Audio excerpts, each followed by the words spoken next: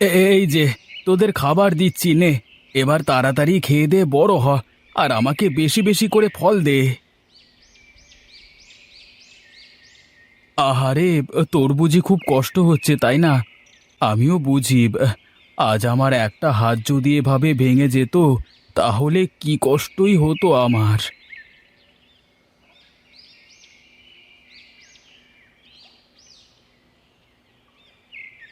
এই তো সব গাছে সার দেওয়া শেষ।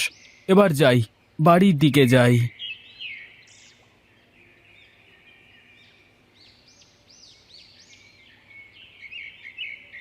কিরে তিনু, কি সার দিলি জমিতে? দাদা, গাছে জোর পাচ্ছিল না, তাই ভাবলাম একটু জৈব সারই দিয়ে দিই। শুধু জৈব সারে কি আর ফলন হবে রে পাগল? এখন বাজারে কত রকম সার কীটনাশক আছে। তুমি তো জানো দাদা, ওসব প্রাণনাশী কীটনাশক আমি আমার জমিতে দেব না। তাতে যা হয় হবে।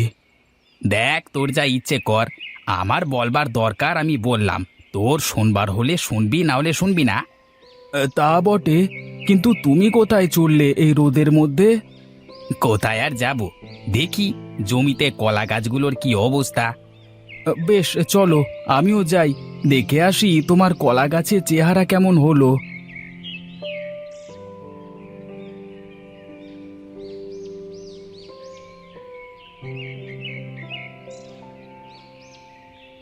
আরে বাহ, তোমার কলা গাছগুলো তো বেশ বড় হয়েছে। আর সব গাছই মনে হচ্ছে কাঁধ এসে গেছে। তাছাড়া আবার কি, এই দেখ না, একসাথেই তো লাগালাম, দু একদিনের ব্যবধান। আমার গাছগুলো দেখেছিস? তবে যাই বলো দাদা, তোমার গাছের গোড়ায় কিন্তু মাটি কম। একটু জোরে বাতাস হলেই সব কলা গাছ ভেঙে চুরে পড়ে যাবে। আরে না না, তার আগেই কিছু একটা করে ফেলবো। বেশ, তুমি তাহলে কাজ করো, আমি আগালাম বাড়ির দিকে। সেই সকালে এসেছি, খিদে পেটের মধ্যে কামড় দিচ্ছে।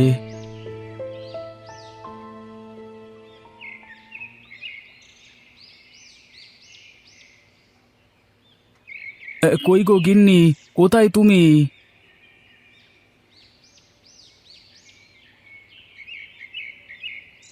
কি গো, কখন আসলে তুমি? এই তো আসলাম মাত্র, এসেই তোমাকে ডাকছি, কিন্তু কোনো সাড়া শব্দ তো পাই না। কি করে পাবে শুনি? আমি তো বাড়ির ভিতরেই নেই। সে তো দেখতেই পাচ্ছি যে পানি আনতে গিয়েছিলে। দাও দেখি, এক গ্লাস ঠান্ডা জল দাও দেখি। খালি পেটে পানি খেতে হবে না, এক কাজ করো, হাত মুখ ধুয়ে এসো, খাবার খাবে। তোমার সাথে আসলে কথা বলে পারা যাবে না গো, তুমি যা বলবে তা তো করতেই হবে।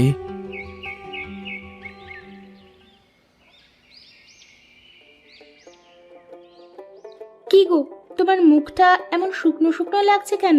কি হয়েছে? না, তেমন কিছু হয়নি, তবে খুব চিন্তা হচ্ছে গো। এত চিন্তা করে কি হবে শুনি? শুধু শুধু ভেবে মাথা নষ্ট করা। সবার কলা গাছ কেমন তাড়াতাড়ি বড় হচ্ছে, কত বেশি ফলন দিচ্ছে, আর সেখানে আমার কলা বাগানে তো গাছই বড় হচ্ছে না ঠিক মতো। এত অস্থির হয়েও না তো, দেখবে ভালো কিছুই হবে। কি জানি কপালে কি আছে, আজকে নিধিরদার কলা বাগান দেখে আসলাম, কেমন কাঁদি এসেছে গাছে।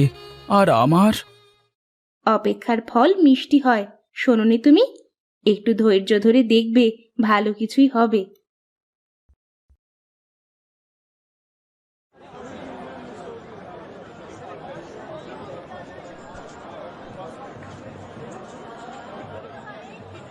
কি রামু কাকা, তোমার ব্যবসা কেমন চলে?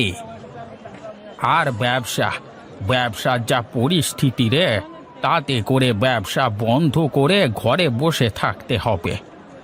হ্যাঁ, সবাই ওই এক কথাই বলে, আঙুর ফল সত্যি টক হয় গো। এই যা তো, তুই খালি রসিকতা করিস, তারপর বল, তোর কলা ক্ষেতের কি অবস্থা?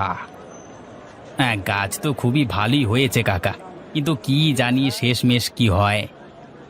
সামনে ঝড় বৃষ্টির সময় আসছে, গাছের গোড়ায় মাটি দিয়ে পেলা দিস কিন্তু, তা না হলে আবার বিপদ হয়ে যাবে। কিন্তু তাতে তো অনেক ব্যয় হয়ে যাবে দাদা।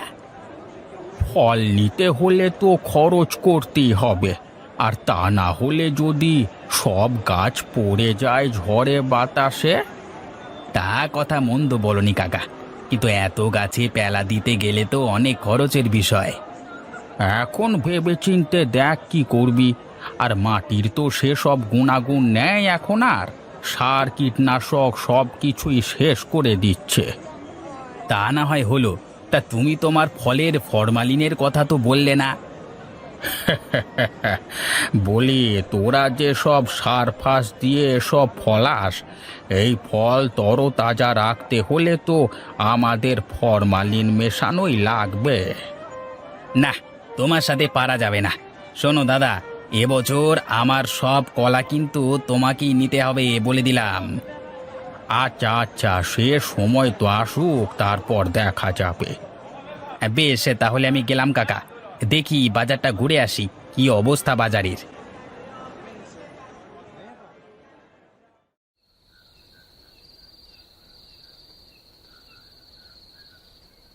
কি গো, তোমার কি আজকে উপোস নাকি? না, কেন? উপোস থাকতে যাব কোন দুঃখে? হ্যাঁ, না না, ভাবলাম হয়তো আমার মঙ্গল কামনায় ব্রত রেখেছো। আমার খেয়ে দে কাজ নেই, তোমার জন্য এসব করতে যাব? বেশ তো, সামনে এত ফল কেটে সাজিয়ে রেখেছি, কিন্তু তুমি খাচ্ছ না কেন? এসব ফল খেয়েই তো আরো বেশি সমস্যা হচ্ছে, তার চেয়ে না খেয়ে থাকাই ভালো। ফল আবার তোমার কি করলো শুনি? আমি তো দেখি তুমি নিজে হাতে এসব ফলে ফরমালিন মেশাও, ওটাও তো একটা বিষ। আচ্ছা, তুমি বোঝার চেষ্টা করো না, যারা ফসল ফলায় তারাও তো বীজ দিয়েই ফলায়। এসব ফল ভালো রাখতে হলে ফরমালিন দেওয়া লাগবেই লাগবে। তুমি খাও তোমার ফল, আমি আর খাবো না। শুনেছি তিনও নাকি শুধু জৈব সার দিয়ে কলা চাষ শুরু করেছে, ভাবছি ওর থেকে কলা কিনে রাখবো এবার। তোমার যা ইচ্ছে করো, আমি বসে ফল খাই।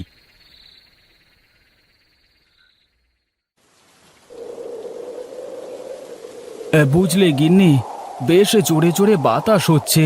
কে জানে এ জমিতে কলা গাছগুলোর কি অবস্থা। বেশি চিন্তা করো না, আমাদের গাছের কোনো ক্ষতি হবে না। তুমি কিভাবে জানলে যে আমাদের গাছের কোনো ক্ষতি হবে না? তুমি যা সবার মতো বিষ দিয়ে চাষ করো না, গাছের গোড়ায় মাটি আর কম উচ্চতার জন্য গাছের কিছুই হবে না। আমার তো চিন্তা হচ্ছে বেচারা নিধির দান নিয়ে, তার একটা গাছও খাড়া থাকবে না। বাজারের মানুষ কোথায় ঘুমাবে সে চিন্তা করে তোমাকে মাথা নষ্ট করতে কে বলেছে বলো তো আমাকে? তুমি সব সময় এমন স্বার্থপরের মতো কেন কথা বলো গিন্নি? তোমার ভেতরে কি মায়া দয়া কিছুই নেই নাকি? আছে তো, প্রচুর আছে, তবে সব জায়গায় আমার দয়া মায়া উথলিয়ে পড়ে না। মেয়ে মানুষের চিন্তা ভাবনা কে বুঝতে পারে? কার এত সাধ্য?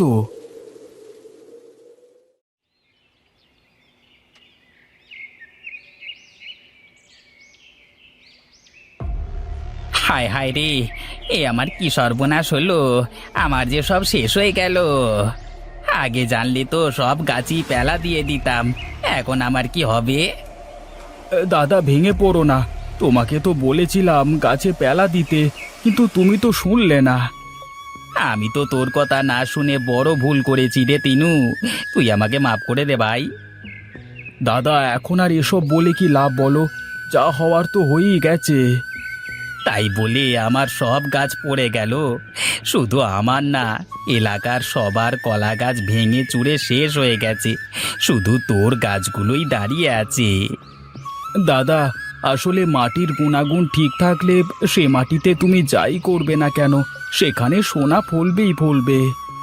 আমার যে সব কিছু শেষ হয়ে গেল রে তিনু, এখন আমি কি করব? কি করে এত দেনা দেব?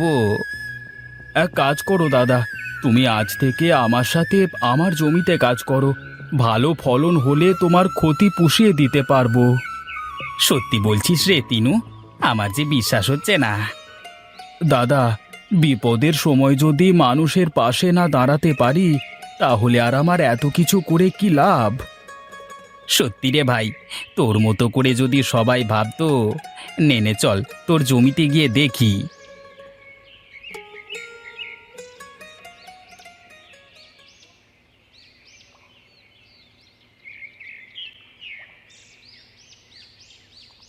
কই রে টিনু, বাড়িতে আছিস নাকি রে? আরে রামু কাকা, তুমি তা কি মনে করে আমার বাড়িতে আসলে? এসো এসো। বলছিলাম যে এলাকায় এবছর ঝড়ের ক্ষতি তো সব জানিস, কোথাও কারোর জমিতে একটা কলা গাছও আসতো নেই। হ্যাঁ জানি তো, মোদ্দা কথা কি তাই বলো দেখি। আমি বলছিলাম যে এবছর তোর সব কলা যদি আমাকে দিতিস তুই। আমাকে মাফ করবে কাকা, আমি তোমার কাছে আমার জমির কলা বিক্রি করতে পারবো না। কিন্তু কেন? আমি কি দোষ করলাম বাবা?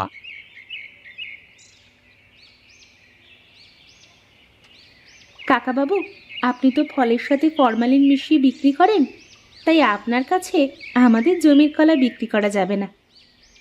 দেখলি তিনু, তোর সামনে তোর গিন্নি আমার সাথে কেমন করে কথা বললো।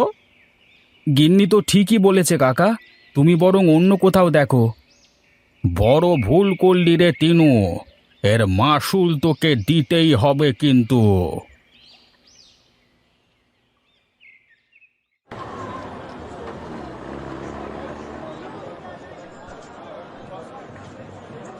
আসুন বাবু আসুন, একদম ফরমালিন মুক্ত কলা নিয়ে যান, আসুন আসুন। আমাকে আর বলতে হবে না নিধির বাবু, আমি সব জেনে শুনি এখানে এসেছি। আর আমাদের কোম্পানি মানুষের স্বাস্থ্যের কথা চিন্তা করে এসব ফরমালিন মুক্ত পণ্য কিনতে উৎসাহ দিতে থাকে। আপনি এসেছেন, আমি খুব খুশি হয়েছি। তিনুবাবু, আপনি আপনার জমির সব কলা আমাদের দিয়ে দেবেন। হ্যাঁ, এই নিন আপনার অ্যাডভান্স টাকা। শুনুন তিনুবাবু, এই কাগজে একটা স্বাক্ষর করুন। এখন থেকে প্রতি বছর আমাদের কোম্পানি আপনার নিকট থেকে সব ফরম্যালিন মুক্ত ফসল কিনবে। বেশ বেশ, এ তো খুবই ভালো কথা, তাড়াতাড়ি সই কর তিনু। এখন তাহলে আমি চলি তিনুবাবু, ভালো থাকবেন।